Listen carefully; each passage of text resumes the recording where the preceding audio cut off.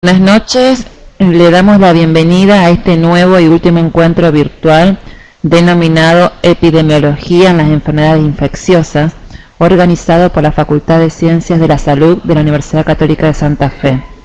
La panelista de este webinar es la doctora Nora Glanstein, médica cirujana egresada de la Universidad Nacional de Córdoba, magíster en drogadependencia y especialista en epidemiología general. Bueno, la escuchamos a la doctora y dejaremos los últimos minutos para quienes deseen hacer alguna pregunta. Te escuchamos, Narita. Gracias, Marce, por la duda. Buenas noches a todos. Estamos acá comenzando con esta actividad. Voy a esperar que aparezca la presentación para poder empezar a hablar del tema. A mí me gustaría que recuerden que esto es epidemiología. Lo que vamos a trabajar hoy es fundamentalmente la epidemiología de las enfermedades infecciosas.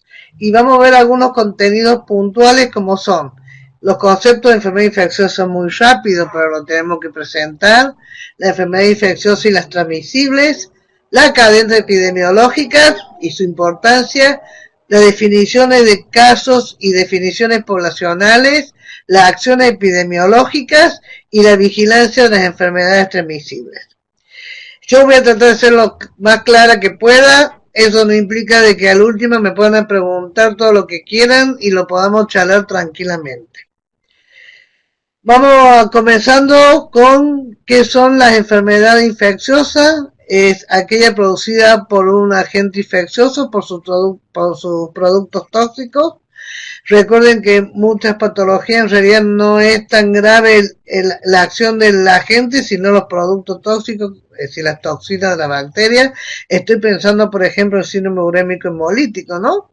Esa enfermedad que nos trae tanto dolor de cabeza a los epidemiólogos, que no actúa solamente el germen, la Escherichia coli, en el sitio de acción del intestino produciendo la diarrea, sino que además es capaz de producir un daño tisular a nivel renal y dando el síndrome urémico hemolítico.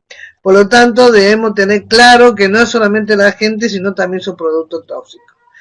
Hay muchas clasificaciones de las enfermedades infecciosas. No tengo intención de que esto se vuelva una clase de clasificación, pero por lo menos tener algunas en cuenta, como según el origen del germen, exógena o endógena. Esto habría que pensar un poco también en aquellos casos como en las enfermedades meningocócicas, que uno siempre se plantea si la infección comenzó siendo exógena o en realidad es endógena del mismo paciente, y siempre nos queda la duda. Según la procedencia, que puede ser hospitalaria o de la comunidad, según la duración aguda o crónica, según la contagiosidad, si es transmisible o no transmisible. Recordemos que algunas patologías no son transmisibles, alguna patología infecciosa estoy hablando, ¿no? Por lo tanto, bueno, acá tenemos una enfermedad infecciosa, transmisible, contagiosa, que es causada por un agente infeccioso o subproductos y que puede ser transmitido este agente de forma directa o indirecta. Directa sería de un animal o persona infectado a un huésped susceptible. Indirecta sería cuando hay algún intermediario. Veamos algunos puntos de por qué son importantes estas patologías infecciosas. Yo recuerdo que a mediados del siglo XX y finalizando el siglo XX, había todo un planteo de la transición epidemiológica que planteábamos de que muchas de las enfermedades infecciosas habían sido controladas, eliminadas y la viruela erradicada. Por lo tanto, que empezaban a tomar más ímpetu las enfermedades no transmisibles, las crónicas no transmisibles, incluyendo porque había una modificación de la estructura demográfica del mundo, estamos hablando, en donde empezaron a aparecer menos cantidad de gente pequeña, de niños de nacimiento, bajaba la tasa de natalidad, por lo tanto el porcentaje de niños era menor, aumentaba el porcentaje en la edad adulta y los adultos mayores, y por lo tanto se producía esa transición demográfica en donde había poco nacimiento, pocos niños y gran proporción de ancianos. Esto influenciaba para que aparezcan más enfermedades no transmisibles, ¿no? Crónicas no transmisibles que infecciosas, sumado al avance científico que había logrado frenar un poco las enfermedades infecciosas. Sin embargo, al comienzo de este siglo, del siglo XXI, ¿qué nos vemos? Vemos que hay una movilidad y mortalidad preponderante en el mundo entero, pero principalmente en los países en vía de desarrollo, en los continentes más pobres como puede ser África, Asia y América, que algunas patologías todavía son un enigma y van apareciendo y emergiendo nuevas patologías infecciosas. No puedo dejar de pensar en alguna patología priónica, por ejemplo, o en alguna patología con nuevos virus que estamos viendo que aparecen. Todo un desafío para profesionales que vigilan y que tratan de trabajar sobre estas patologías. No podemos olvidar del bioterrorismo, que es un asunto de seguridad nacional e internacional, pero que se utiliza mucho este tipo de enfermedades. Y por supuesto lo que acabo de decir, las enfermedades emergentes y reemergentes que aparecen como una amenaza creciente. Fíjense, más de 14 millones de muertes por año ocurren en los países en vía de desarrollo por enfermedades infecciosas. El 46% de estas son transmisibles. Y de estas transmisibles, el 90% son enfermedades como las diarreas, las infecciones respiratorias, sobre todo en la infancia, el SIDA, la tuberculosis, el paludismo y el sarampión. Muchas de estas patologías que tienen una acción puntual de prevención, que ya la vamos a ver, estoy pensando en el sarampión con la vacuna, o en la tuberculosis con la vacuna, y otras que también tienen algunas acciones preventivas distintas, pero que sin embargo sigue siendo un problema para la salud pública. Yo diría que a esta altura del siglo XXI son una cachetada a la salud pública. ¿Por qué mejora la situación? Esto que parece tan negativo, porque hay un progreso en el diagnóstico, hay avances en el tratamiento, se introducen nuevas vacunas, suero, gamma globulina, hay un trabajo de concientización sobre el saneamiento ambiental y por lo general se intenta que haya un progreso en el nivel de vida y sin embargo, a pesar de todas estas circunstancias, seguimos teniendo gran prevalencia de enfermedades infecciosas.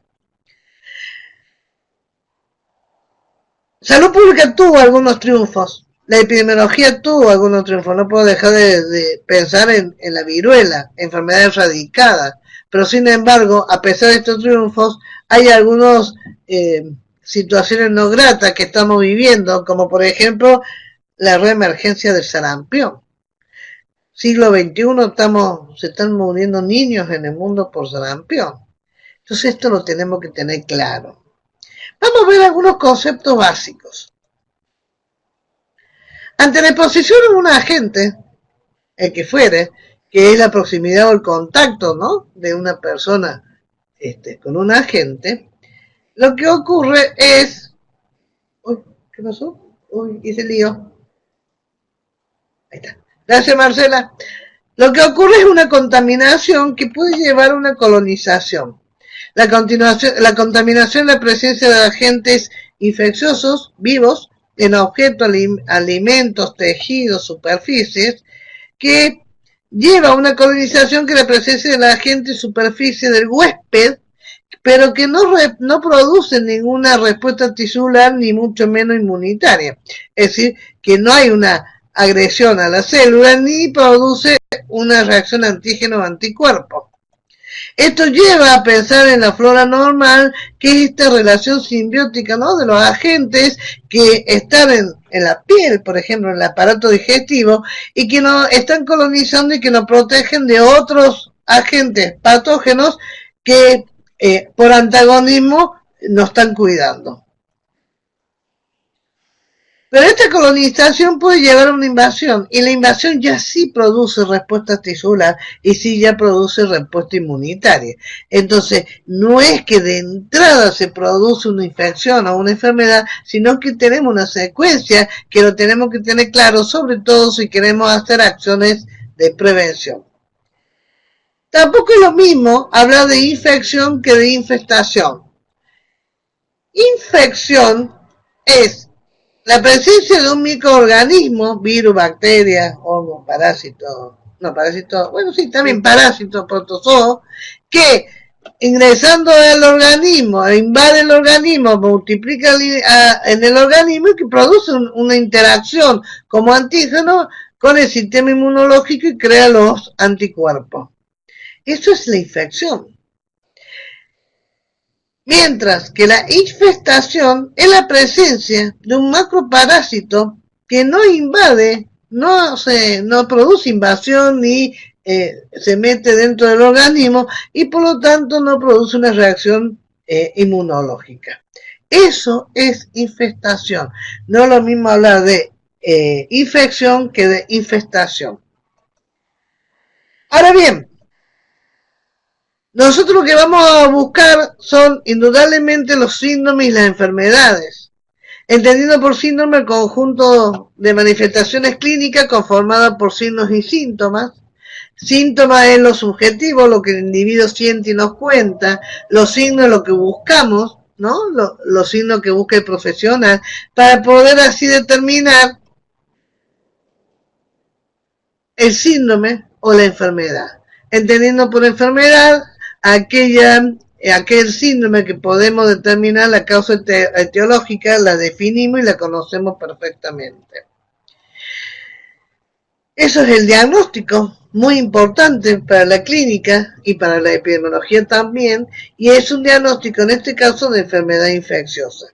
Entonces lo que estamos nosotros buscando es qué agente infeccioso está actuando en esta comunidad, en esta persona, para producir estos signos y síntomas que hacen que esta persona esté o infectada o enferma si aparecen los síntomas. No nos podemos olvidar de las enfermedades emergentes, esa enfermedad nueva que aparece en un lugar, o aquellas enfermedades que habiendo disminuido su incidencia de golpe en los últimos 20 años, de golpe comienza a aumentar la incidencia o la prevalencia de la enfermedad. Estoy pensando, por ejemplo, en la enfermedad de Zika en las Américas, ¿no? El virus Zika, que no lo teníamos y que en los últimos 6, 7 años comenzamos a tener la circulación del virus. Pero también podríamos pensar, por ejemplo, como enfermedad emergente, la tuberculosis multiresistente. Esa enfermedad que sí teníamos, pero que de a poco va aumentando los casos de multiresistencia y eso hace que la tengamos que tener presente como enfermedad emergente. En mi país, en mi provincia, el problema de tuberculosis es un problema bastante serio. Después comentaremos qué pasa en los otros lugares. Y las enfermedades reemergentes, que son aquellas enfermedades que han disminuido su incidencia marcadamente y que de golpe vuelven a aparecer, tipo sarampión, que es el ejemplo más novedoso y cercano que tenemos.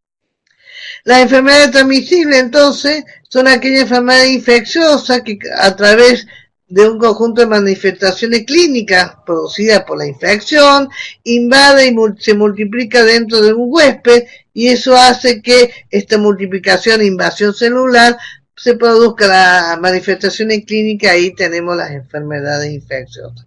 Esto para la epidemiología, que parece una pavada, es muy importante, porque no solamente debemos buscar en muchos casos aquellas personas que tienen síntomas, sino que también tenemos que buscar aquellas personas que están infectadas pero y no tienen síntomas. Es todo un desafío para la epidemiología encontrar a los infectados y no solamente los enfermos. Esto para que recordemos bien que la infestación es producida por agentes que no ingresan al organismo, pero sí se puede transmitir de persona a persona y hay algunos ejemplos como la escabiosis y la pediculosis. Este es un concepto que para epidemiología es muy importante, la cadena epidemiológica, que es la secuencia de elementos que se articulan en la transmisión de un agente de una fuente de infección a un huésped susceptible.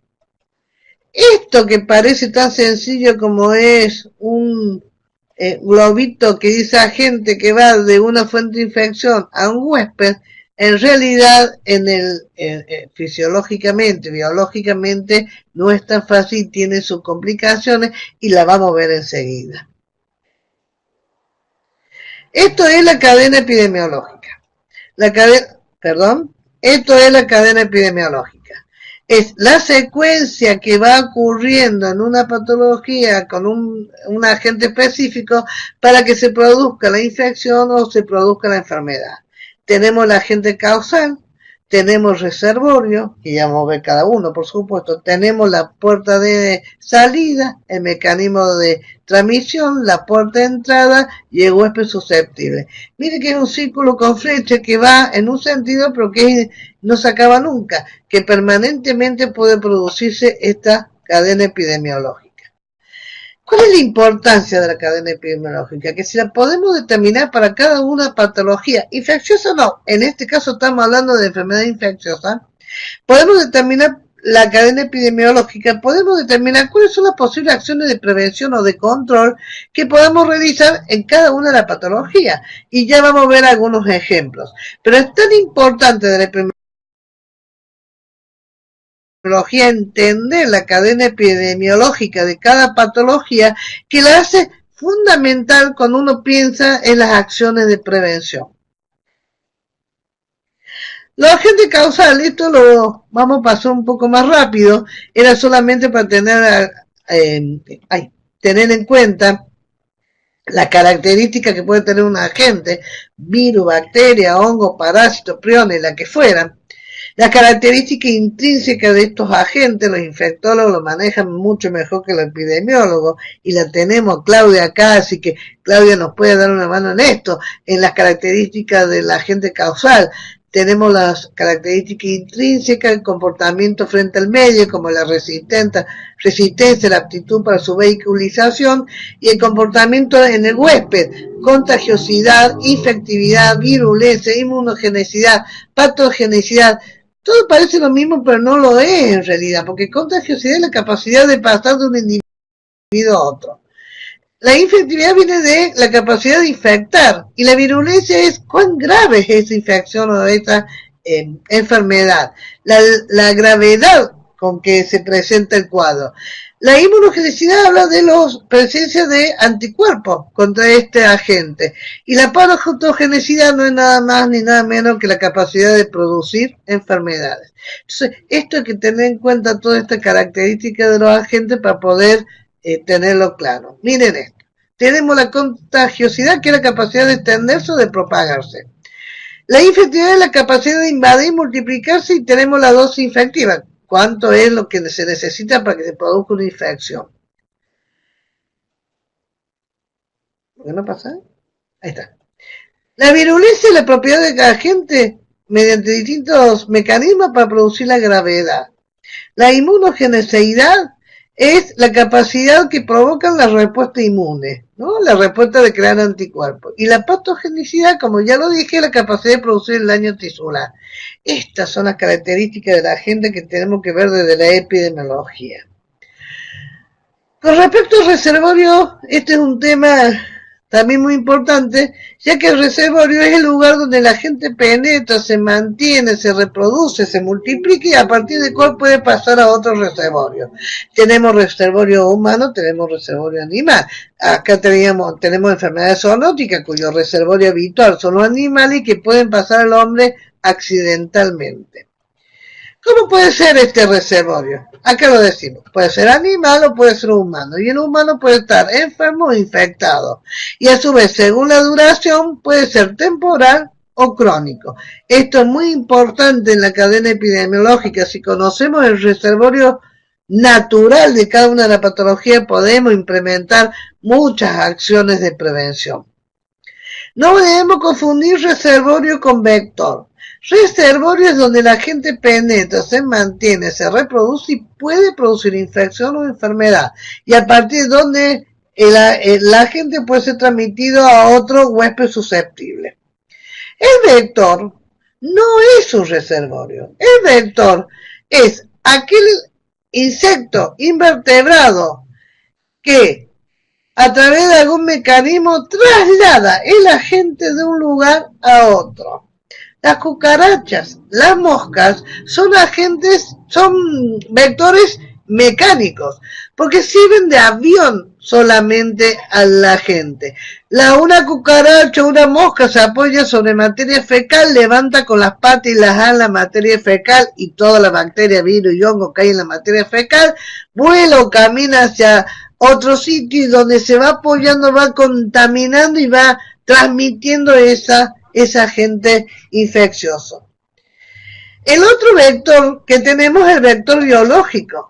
En el vector biológico ya no solamente es de traslado el agente, sino que hay un circuito del agente dentro, hay un circuito biológico del agente dentro del vector. Pensemos en el mal de Chagas, la vinchuca. El parásito tiene un ciclo dentro de la vinchuca. Pensemos en dengue, el virus tiene un ciclo dentro del mosquito. Pensemos en el Zika tiene un ciclo dentro del mosquito. Por lo tanto, cuando un vector biológico pica, succiona o obtiene el agente producto de una patología, necesita promedio entre 10 y 14 días para que ese agente haga su proceso biológico y recién entonces el vector biológico puede transmitir la enfermedad, puede transmitir el agente. El mecánico no necesita ningún tiempo, solamente levanta el agente y lo traslada de un lugar a otro.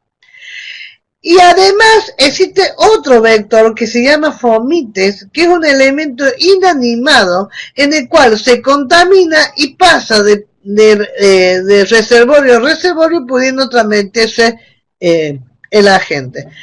Estoy al lado mío hay una amiga que me está acompañando y que está tomando mate. Y no puedo dejar de decir que el mate es un fomite. Lo chupa uno, lo chupa el otro a la bombilla y eso puede transmitir una enfermedad hacia otro. El estetoscopio es otro fomite. Si no tengo el cuidado de controlar bien y de desinfectar mi estetoscopio, ese puede volverse un vector.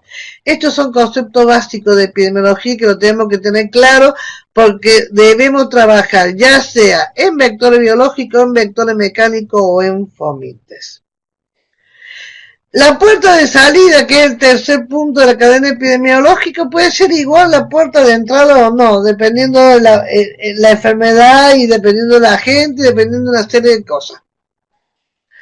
No puedo dejar de pensar en un artículo que leímos con mi amiga acá hace unos días atrás, en el cual veíamos las 9 enfermedades de transmisión sexual y hablaba cómo la Shigella flexneri pasó de ser una puerta de salida de la vía digestiva, ya que una bacteria que produce diarreas, para transformarse en una puerta de entrada para el aparato genitourinario a través de mantener relaciones sexuales por vía anal y vía oral alternativamente. Entonces fíjense ustedes cómo va cambiando estas pautas sobre la salida y la entrada de los agentes. En general, en la literatura uno ve que la misma vía, según el aparato que sale, es el aparato por donde entra, pero no es en el 100% de los casos. Esto es muy importante porque es la forma de propagarse y de prolongarse las infecciones en el medio. Bueno, acá tenemos el mecanismo de transmisión. Esto tiene mucha importancia, ya sea por dependiendo, ¿no?, de la vía de eliminación, de la resistencia en el medio, de la puerta de entrada, de la cantidad de agente que uno percibe. Por ejemplo, miren, los inóculos de las manos no hace falta que sean tan altos, puede ser bajo los inóculos, y en cambio en medio físico como el agua o los alimentos, el inóculo tiene que ser mayor. Entonces estos son diversos factores que favorecen la transmisión de la enfermedad de un reservorio a otro reservorio. Y hay que tener muy claro esto, que según el inóculo y según el agente se va a necesitar bajo inóculo o alto inóculo según todas estas características.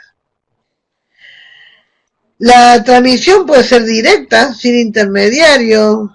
Los microorganismos suelen ser más lábil, la transmisión más breve, la cantidad de microorganismos es mayor, es gran cantidad, el inóculo tiene que ser mayor y sufren pocas transformaciones. Mientras que las indirectas, esa que necesita el intermediario, ¿no? Ya sea un vector mecánico, un vector biológico, un vector, o un fomite, son más resistentes, hay una separación en el tiempo entre un reservorio y otro reservorio, ya expliqué por qué, por la característica del vector, está asociada a características higiénicas deficientes y son homólogos heterólogos, es decir, se pueden transmitir de una o de varias formas.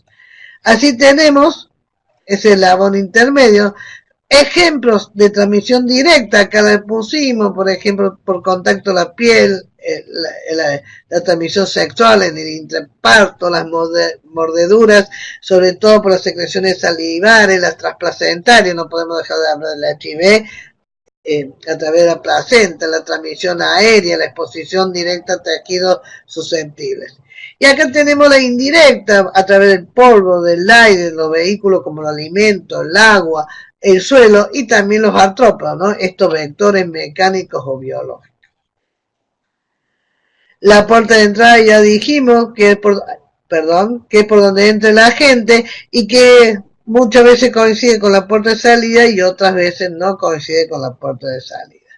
Y el huésped susceptible, que es ese individuo sano, capaz de ser el blanco de la gente y que se puede infectar o enfermar de una enfermedad infecciosa, y que hay una serie de determinantes del huésped que puede favorecer para que esto ocurra, como la edad, el sexo, la raza, el estado inmunológico previo, el estado nutricional, las condiciones de vida, de trabajo, etcétera. Miles de factores que están influyendo para que esto se pueda producir o no. Y fíjense cómo la susceptibilidad va a determinar el riesgo de contagio, ya sea en individuos, en poblaciones humanas o en poblaciones animales.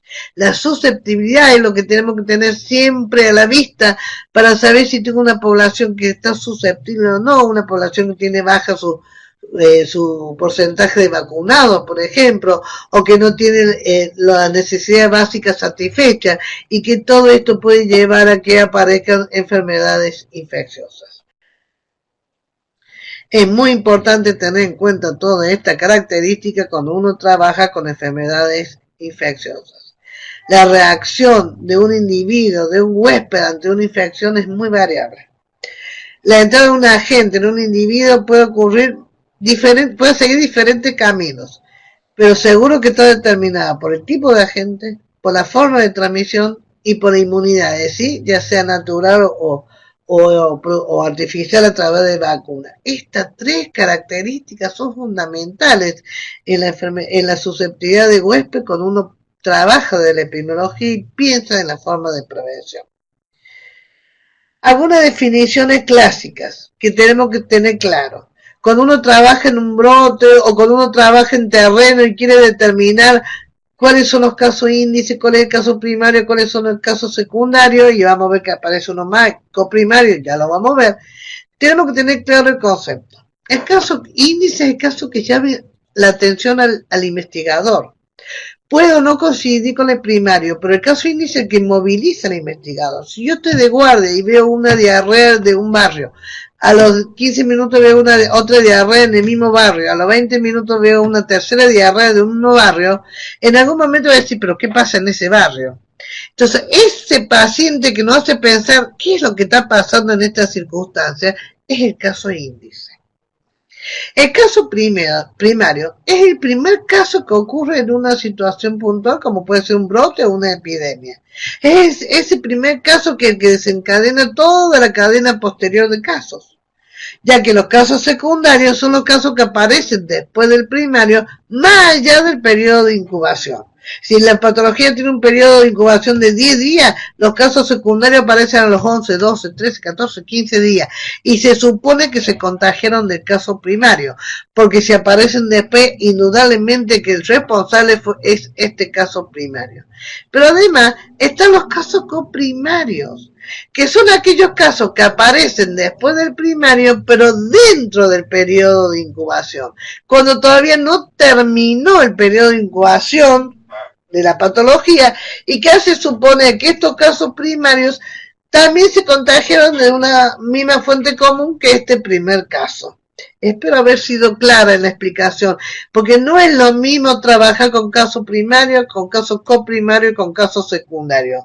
Trabajar en una situación puntual, como puede ser un aumento de casos, un brote, una epidemia, debemos tener muy claro si estamos trabajando con casos primarios, con casos coprimarios o con casos secundarios. Bueno, esto es como para que tengamos y recordemos que es caso sospechoso, no me voy a detener mucho en esto, pero era solamente porque no podemos hablar de vigilancia de las infecciones, de la enfermedad infecciosa si no tenemos claro que es un caso sospechoso, el probable y el confirmado. Es sospechoso aquel que tiene síntomas y signos, pero sin ningún evidencia de laboratorio. Es probable ya hay alguna evidencia de laboratorio y el caso confirmado es la evidencia total del laboratorio, donde no solamente tenemos los signos y los síntomas, sino también un laboratorio positivo. Pero no nos podemos olvidar que existen en un brote o en una epidemia los nexos epidemiológicos. Yo recuerdo en la segunda inundación de Santa Fe hubo casi 850 casos de leptospirosis y no se investigó por laboratorio los 850. Ya en más en el cuarto de la epidemia comenzamos a hacer nexo epidemiológico, si no, no hay recurso que alcance, no hay laboratorio que alcance. El nexo epidemiológico es muy importante, es aquel paciente que tiene los síntomas igual a un caso ya confirmado y que por tener contacto con el caso confirmado se lo considera positivo. Es muy importante tener claro esto porque en las grandes epidemias, en los grandes brotes no se hace laboratorio en todos los casos. Esto es simplemente para recordar lo que ya vimos, la endemia es la presencia habitual de una patología, en este caso infecciosa en un lugar, la epidemia es cuando supera el número de casos esperados y la pandemia es cuando alcanza ya extensiones geográficas inmensas sobrepasando los límites de un país. Esto es endemia, es la presencia habitual de una patología y esto es epidemia cuando el número de casos ya supera los valores esperados. Bien, vamos a ver un segundito de vigilancia epidemiológica, sobre todo porque hay personas que trabajan en estadística y esto es parte de la estadística. La vigilancia tiene el objetivo de observar, mirar, para poder informar lo que está ocurriendo, tomar decisiones y poder evaluar luego los resultados de las decisiones. Es muy importante en el equipo de profesionales de la epidemiología que tengamos claro que hacer vigilancia de la enfermedad infecciosa es clave para trabajar en algunos objetivos que nos planteamos, como es el control o la eliminación o la erradicación de la enfermedad. Sin trabajar con esta sistemática de la vigilancia epidemiológica se vuelve muy difícil poder lograr objetivos clave. La vigilancia de la enfermedad infecciosa es básica y lo básico es notificar. Ante la presencia de un caso sospechoso hay que comenzar a notificar los casos para poder trabajar más activamente y poder así determinar qué es lo que está ocurriendo en nuestro lugar de trabajo. La función básica de toda vigilancia es observar, ver cuál es el problema que nos está ocurriendo, tratar de identificar los determinantes y hacer un reconocimiento teológico, un análisis de la situación, poder planificar la intervención y así, una vez que hicimos la intervención, poder evaluar esta intervención para saber si estamos cerca o lejos de nuestro objetivo planteado. Acá están las etapas, hay 3 etapas básicas, la etapa de información, recolección de datos, procesamiento y análisis para poder tomar decisiones y así obtener buenos resultados. Cosa de que en una sola mirada uno pueda determinar las situaciones que nos vamos planteando. Fíjense que uno habla de la vigilancia y se hace todo el mundo y son 3 pasos. Claro, 3 pasos muy importantes, ¿no?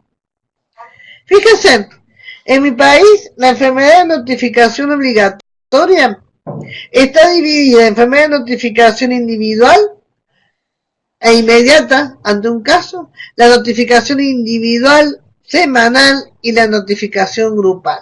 Esto que ustedes están viendo acá quizá en estos días se agregaron alguna más, pero por el caso, como ejemplo, alcanza, son las enfermedades de notificación obligatoria individual y de forma inmediata. Y fíjense que de todas estas, miren la cantidad que son enfermedades transmisibles o infecciosas. Ahí está. Fíjense, la mayoría de las notificaciones individuales inmediatas son enfermedades infecciosas. La más variable de todas las ramas, virales, bacterianas, por hongo, pero son todas infecciosas. Fíjense ahora la de notificación individual, lo amarillo, que son notificaciones individuales semanales ante un caso sospechoso. Y miren cuáles son las enfermedades transmisibles, casi todas. Solamente las de productos químicos quedan afuera. Y la de notificación semanal, fíjense, también son la mayoría infecciosas. No nos podemos olvidar que la epidemiología comenzó como una disciplina, una especialidad, una ciencia que comenzó siendo para la enfermedad infecciosa, si bien se amplió un montón su área de trabajo, pero miren la importancia que tiene en la epidemiología la enfermedad infecciosa. ¿Qué hacemos en el segundo paso? Pues ya recogimos la información. ¿Qué hacemos? Determinamos tasas, casos, distribución espacial, temporal. Hacemos análisis específicos como corredores, como índice epidémico, razón de estandarización. No me voy a detener porque esto es muy específico a mi especialidad. Pero no solamente levantamos información para levantarla, sino que hacemos toda una serie de análisis que lleva a conocer perfectamente la situación que tengo en mi lugar de trabajo. Y fíjense que algo que es un círculo cerrado, porque trabajamos permanentemente y permanentemente vamos teniendo distintos resultados.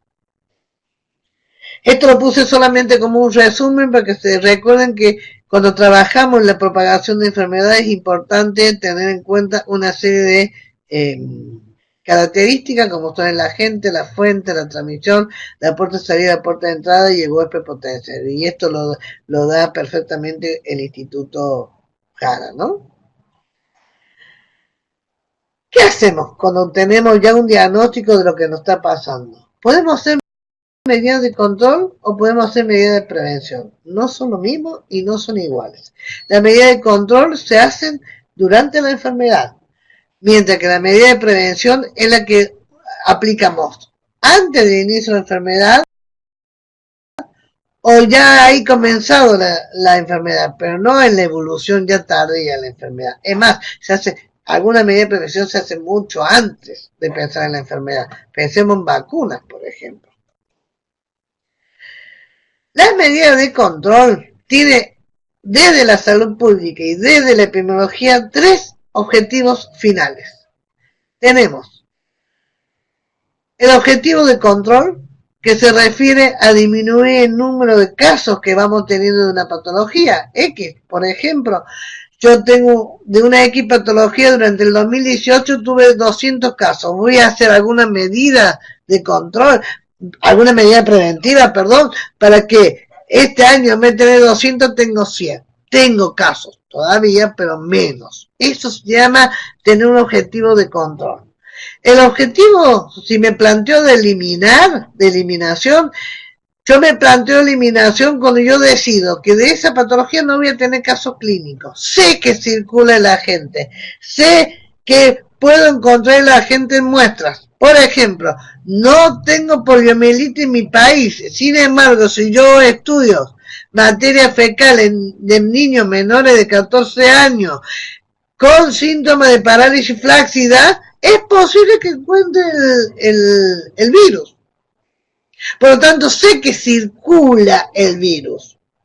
Es más, puedo encontrar el virus en personas sanas, sin parálisis flácida. Sé que hay circulación del virus de la poliomielitis. Por lo tanto, no solamente he logrado la eliminación de la patología. Cuando yo logro que no circule el agente, no tengo caso clínico, ni tengo circulación del agente, en ese caso es la erradicación y el ejemplo de la viruela que se ha erradicado en la faz de la Tierra. La poliomielitis está erradicada en América, pero no en el mundo, y ahora tampoco en América, porque tenemos algunos casos en algunos países sudamericanos. Por lo tanto, en nuestro país está erradicado, pero no en las Américas. Ahora, ¿qué podemos hacer? Podemos hacer una desinfección, que es la destrucción de los agentes patógenos fuera del organismo. Agua con lavandina, por ejemplo. La desinfestación, que es la destrucción de artrópodos y roedores, muchos de ellos implicados en transmisión de agentes. La vacuna, que acá está el concepto, es una de las acciones de prevención de la salud pública básica, que debemos tener claro que lo que busca la vacunación es que no haya formas graves de las enfermedades, y que si yo me aseguro de tener una población vacunada, tengo una posibilidad mínima de tener casos graves de esa patología. Aislamiento, que significa aislar, separar a las personas infectadas o enfermas durante el periodo de transmisibilidad. De esa forma, lo que trato de hacer es evitar la transmisión directa o indirecta de la gente. Entonces lo separo de la manera que sea, poniéndole un tour si estamos hablando de enfermedad de transmisión vectorial, por ejemplo. Entonces el aislamiento es mientras el individuo está enfermo. La cuarentena es el aislamiento, son las medidas restrictivas que se aplican a humanos o animales que suponemos estuvieron expuestos a un agente infeccioso, y ese aislamiento lo mantenemos hasta el máximo periodo de incubación. Ojo que cuando uno dice cuarentena parece que estamos diciendo 40 días, y en realidad no es así. Eso era en la prehistoria. Ahora la cuarentena es hasta el máximo periodo de incubación de la enfermedad. La quimioprofilaxis significa dar sustancias químicas, antibióticos, para evitar la infección o la evolución de una enfermedad de una persona a otra. Pensemos en la enfermedad meningocócica. Cuando yo tengo un paciente con meningococo, supuestamente meningococo, nunca esperamos el laboratorio, lo hacemos antes, a los contactos cercanos del paciente le damos antibióticos para evitar que aparezcan casos secundarios. Recuerden que el meningococo, por ejemplo, su hábitat normal es en la garganta, el limo de Fauci, por lo tanto, si yo esterilizo la garganta, estoy disminuyendo la posibilidad de contagio. Y no puedo dejar de nombrar la notificación de los casos. Si no sabemos lo que nos está ocurriendo en nuestro lugar de residencia, en nuestro lugar de trabajo, no podemos hacer ni cuarentena, ni aislamiento, ni quimioprofilaxis, ni ninguna de las acciones de prevención ni de control. Necesitamos conocer qué es lo que nos pasa en nuestro medio para saber qué podemos hacer. Muchas gracias.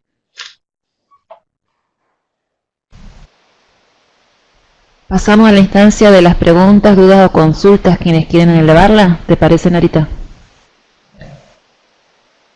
O aportes también. Tenemos tiempo hasta las 21 más o menos.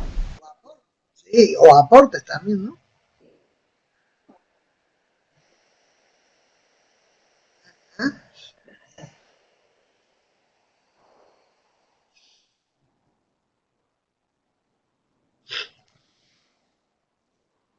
¿Contar con tu nombre?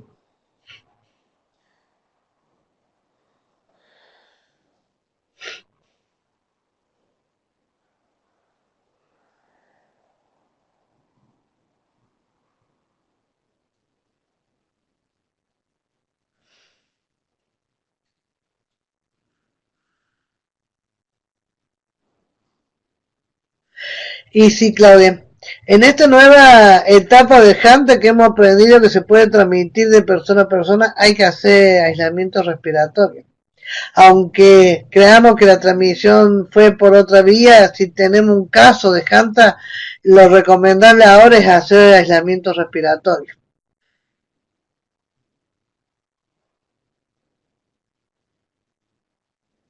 El aislamiento en KPC, qué preguntita, Tamara. El aislamiento en KPC es un aislamiento muy importante. Hay protocolos que si le interesa lo podemos compartir, no tengo ningún problema. Hay protocolos de aislamiento, no solamente aislamiento digestivo, sino aislamiento general. Estuve leyendo justamente un protocolo y hay que empezar a difundir. El problema del aislamiento, digamos, de trabajar con KPC es que no muchos lo tienen en cuenta, entonces dejamos sin hacer aislamiento y sin hacer cuarentena a estos pacientes, ¿no? A estos individuos.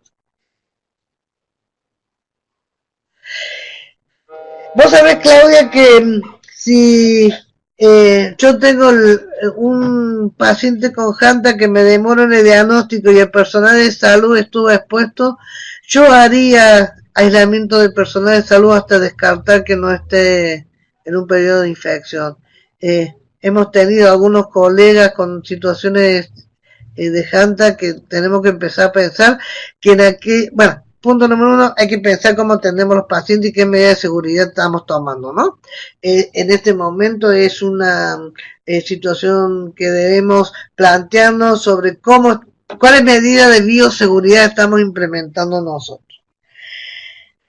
Yo permanentemente estoy leyendo y pensando en el ébola, porque yo soy una de las que piensa que en algún momento nos va a llegar.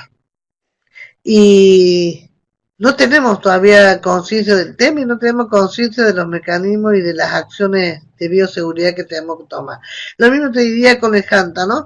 Estamos tan acostumbrados y tan pegados a esta patología que por ahí no tomamos las medidas del caso. Y yo creo que hay que empezar a tomar las medidas de bioseguridad en serio y aplicarla en todos estos casos. ¿Cómo no, Tamara? Yo te lo voy a compartir, se lo voy a mandar a Marcela para que ella te lo pueda compartir de tu mail. O pásame tu mail y te lo paso, ningún problema. Es todo un tema el aislamiento de KPC, porque además hay distintas posturas. He leído bastante materiales sobre el tema, gracias a la amiga que tengo al lado que me hace ver distintas patologías, distintas circunstancias, porque ella es bacterióloga. Entonces empezamos a leer distintos materiales. Y yo te lo puedo compartir, no tengo ningún problema. Uy, no sé si eso me va a quedar grabado, pero voy a pedir a mi amiga que me tome notas de tu mail para que lo pueda compartir. En los casos de pacientes con tuberculosis que se niegan al tratamiento o en caso de abandono, ¿cuál sería la conducta a seguir si se sabe que no se puede obligar al paciente a complementar con la medicación? A ver, Patricia, yo estoy convencida de que el trabajo de los profesionales de la salud, y no hablo solamente de los médicos, hablo de todo el equipo de salud, tiene que ser un trabajo de educación para la salud en forma permanente. Hay que trabajar con los pacientes y explicarles. Tema que no es fácil. Yo sé que no es fácil cambiar conducta del individuo, pero lamentablemente no los podemos obligar a los pacientes a tratar. Por eso existen temáticas dentro de tuberculosis como el tratamiento directamente observado, ¿no? O el supervisado en este momento, que son buenos procedimientos clínico-terapéuticos para tratar de asegurar por lo menos la continuidad del tratamiento. Además, pensemos que la tuberculosis tiene un tratamiento largo, prolongado, 6 o 9, 12 meses, dependiendo del tipo de tuberculosis y la gente, el micobacterium, qué características tiene. Y esto hace que el pegamiento al tratamiento sea dificultoso. Por lo tanto, creo que hay todo un trabajo de educación para la salud que debe hacer el equipo de salud con estos pacientes y mantenerlo durante el tratamiento. Yo he participado y he trabajado un tiempo dentro de la lucha antituberculosis en mi país, del programa de tuberculosis, y siempre que nos tomamos el tiempo para hablar, para trabajar, para ir y hacer la medicación supervisada, nos dio buen resultado. Lo que pasa es que necesitamos personal, recursos, tiempo, todo esto que nos permite hacer un buen llegado al paciente tuberculoso, ¿no? O al paciente con tuberculosis. Pero no hay otra, hay que trabajarlo en forma con conciencia no de conciencia de ciencia, sino con conciencia, con buenos sentimientos para realmente llegar al paciente.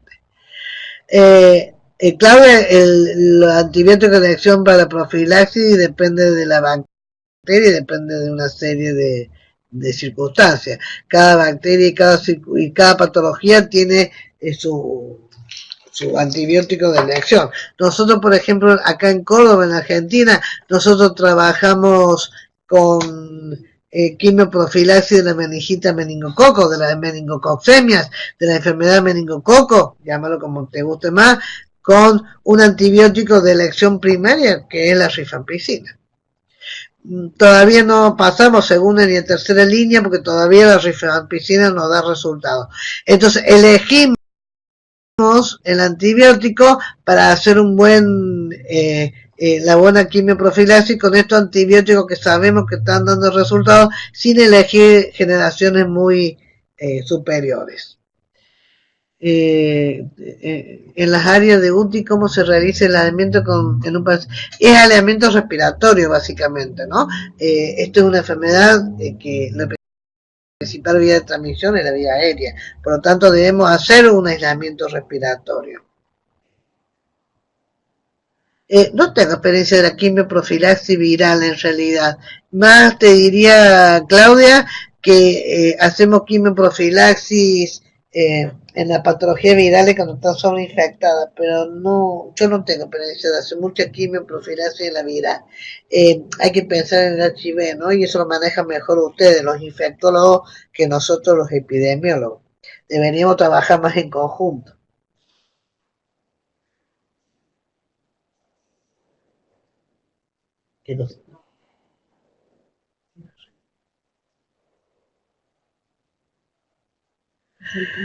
¿Cuál es la patología de más difícil control? Sí, de más difícil control. Lo que pasa es que con cada situación uno dice, esta es la más difícil, ¿no? Trabajamos en tuberculosis, qué difícil que controla. Trabajamos en tos convulsa, qué difícil que controla. Trabajamos en meningita meningococo o en enfermedad meningococo, qué difícil que controla. Porque también depende de una serie de circunstancias. No solamente depende del antibiótico ni de los aritmivir que podemos dar para la prevención. También depende, ¿no?, de otras circunstancias, condiciones, ¿no?, socioeconómicos y ambientales, porque uno puede hacer la mejor. Mira, me estás haciendo acordar de un caso puntual. En ese momento yo era la coordinadora y el responsable del programa de meningitis en Córdoba, y nos informan de un caso de un niño con meningitis meningococo. Entonces vamos al domicilio del paciente, nosotros vamos a los domicilios de los pacientes y hacemos la quimioprofilaxis correspondiente. Y le dimos rifampicina a adultos y niños que tuvieron en contacto con el paciente que estaba internado en un hospital nuestro, el hospital pediátrico, para el que lo conozca. A los 2 días más o menos, o al otro día de hacer la quimioprofilaxis, me informan que el mismo hospital había entrado un primito del primer caso con los mismos síntomas de meningitis y con las mismas petequias, lo que hacía suponer que era un meningococo, y entonces decidimos volver a casa, reforzar la quimioprofilaxis, la ampliamos. No solamente dimos los domicilios, sino a los vecinos, y entregamos más pastillas y más frascos de rifampicina. A los 2 días me llama para decirme que un familiar adulto del primero y del segundo caso había entrado en un hospital de adultos con la misma sintomatología. Y yo dije, acá pasa algo. O no toman la quimioprofilaxis o esto no es un meningococo. Y cuando empezamos a profundizar un poco más, nos encontramos que no era meningitis por meningococo, sino que era un hermoso entero virus. En ese momento dijimos, hicimos la quimioprofilaxis a la macana, no fue el término, fue un poquito más fuerte el término que usamos. Pero en estos casos uno dice, qué difícil que es controlar esta enfermedad. Por eso te digo, todo depende de las circunstancias, de la patología, de las condiciones mentales, sociales, económicas, culturales, religiosas, en que nos estamos plantando. Porque pensemos en las enfermedades de transmisión sexual, en las ITS, que nosotros creíamos que a esta altura le íbamos a tener cuasi controlada y nos están pasando por arriba. Nos están pasando realmente casos cada vez más. Leí un artículo de la OMS que hay casi 1 millón de casos por día. Entonces, es difícil el control donde vos te pares. Lo que es importante es seguir trabajando, porque si podemos disminuir los casos, si podemos eliminar los casos, y ojalá que algún día podamos erradicar los casos, vamos a estar fantásticos. Y en este caso, Brenda, el ébola nos parece más complicado porque no lo tenemos claro. Hay acciones puntuales y medidas de bioseguridad que hay que tomar, por lo tanto, hay que pensar a tomar estas medidas. Sí, en Córdoba existen hospitales con habitaciones particular para este tipo de pacientes, pero no en todos los hospitales ni en todas las ciudades de Córdoba tampoco, ¿no? Por eso hay que hacer y pensar en un aislamiento respiratorio.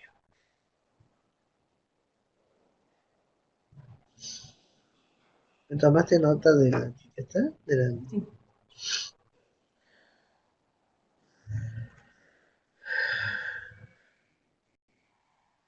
Y lo que tiene el ébola, Brenda, es que tiene una transmisión tan alta, pero tan alta, que debemos estar atentos para tomar las medidas de prevención.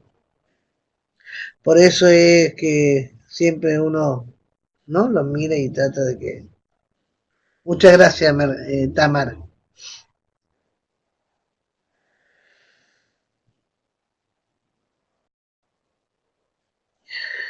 Pero en los centros que no tenemos este tipo de habitaciones hacemos aislamiento respiratorio y no tenemos...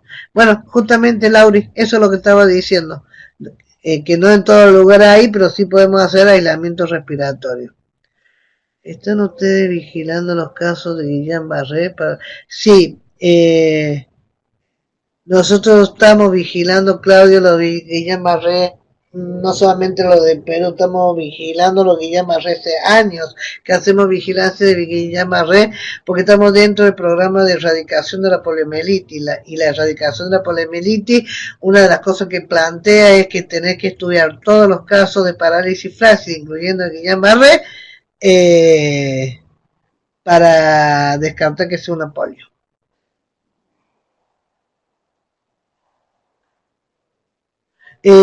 Sí, acá se planteó en algún momento, Gabriela, de hacer aislamiento por cortes. Señorita, vamos cerrando ya. Lo da, porque acá si quiere hacer alguna aclaración, alguna invitación, algo, nos podemos contactar. Aprovechamos este último minutito. Que nos conté cómo les fue. Gracias, Gabriela, fue un placer realmente.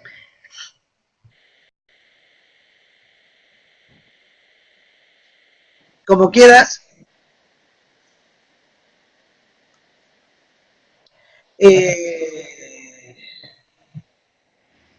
Bueno, la invitación es que sigamos conectados. Pueden a través de esta parte tener mi mail, no tengo ningún problema que lo mantengamos conectados, que ojalá que esto se siga dando y que ustedes sepan que la Sociedad de Epidemiología de Córdoba y la Universidad Católica de Santa Fe trabajamos de forma conjunta para que todo esto y bueno, sea mucho más rico encuentro virtual, Dios mediante. Gracias a todos los que participaron y nos acompañaron.